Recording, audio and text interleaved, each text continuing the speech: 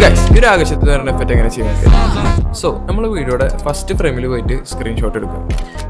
എന്നിട്ട് ആ ഒരു ഫോട്ടോ എഡിറ്റ് പേജിൽ പോയിട്ട് 9:60 എന്നുള്ള റേഷ്യോയിൽ ക്രോപ്പ് ചെയ്യുക. അത് കഴിഞ്ഞിട്ട് നേരെ ഇതിൽ VPN പോയിട്ട് കണക്ട് ചെയ്യുക. VPN കണക്ട് ചെയ്താൽ മാത്രമാണ് ഈ ഒരു വീഡിയോ ഇന്ത്യയിൽ ഫ്രീ ആയിട്ട് ജനറേറ്റ് ചെയ്യാൻ പറ്റുള്ളൂ. ഇനി നേരെ സഫാരിയിൽ അല്ലെങ്കിൽ ക്രോമിൽ പോയിട്ട് മേലെ എക്സ് ഫീൽഡ് എന്ന് സെർച്ച് ചെയ്യുക.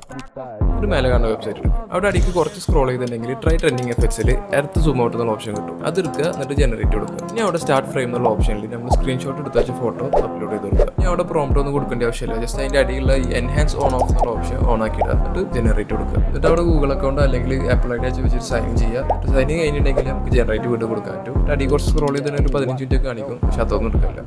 അത് കഴിഞ്ഞിട്ടുണ്ടെങ്കിൽ കുറേയൊക്കെ പണി കഴിഞ്ഞ് ഇനി ജസ്റ്റ് വീഡിയോ ക്ലിക്ക് ചെയ്തിട്ടുണ്ടെങ്കിൽ പ്ലേ ചെയ്തൊക്കെ പറ്റും. അത് കറക്റ്റ് ആണെന്നുണ്ടെങ്കിൽ അടിയിൽ ഡൗൺലോഡ് കൊടുക്കുക. ഇനി നേരെ ക്യാപിറ്റലിൽ പോവുക. ഇനി ന്യൂ പ്രോജക്റ്റിൽ ഇപ്പം ഉണ്ടാക്കിയ വീഡിയോ ഫസ്റ്റ് ആഡ് ചെയ്യുക, രണ്ടാമത്തെ ഒറിജിനൽ വീഡിയോ ആഡ് ചെയ്യുക. ഞാൻ ഫസ്റ്റത്തെ വീഡിയോ ക്ലിക്ക് ചെയ്തിട്ട് അടിയിൽ കുറച്ച് റൈറ്റിംഗ് സ്ക്രോൾ ചെയ്യുന്നുണ്ടെങ്കിൽ റിവേഴ്സ് ഓപ്ഷൻ കിട്ടും. അത് റിവേഴ്സ് കൊടുക്കുക.